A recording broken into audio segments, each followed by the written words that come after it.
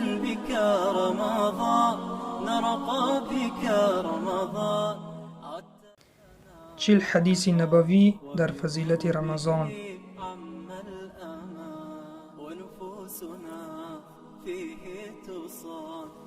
به نام عزت پاک با عرض سلام و ادب و احترام. از علی خداوند از او راضی باد روایت است که پیامبر صلی الله علیه و سلم فرمودند: در جنت خانه هایی است که بیرون آنها از داخل و درون آنها از بیرون دیده نمی شوند. این خانه ها را خداوند برای کسی آماده نموده است که در راه خدا طعام بدهد، سخنی نرم گوید، بعد رمضان روزه بگیرد و شبانه در حالی که مردم در خوابند نماز بخواند. روایت احمد، ابن حبان و بیهقی.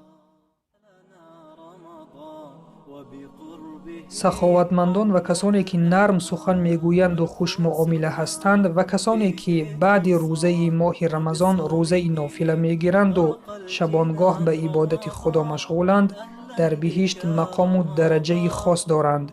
خداوند برایشان خانه های آفریده است که از درون بیرونشان و از بیرون درونشان دیده نمی شود. این حدیث نبوی فضیلت عملهای ذکر شده را تأکید می نماید.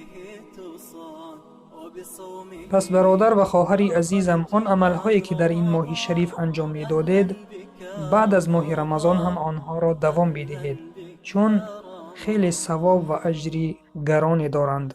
و سلام بر آن شخصانی که راه هدایت را پیشه گرفتند.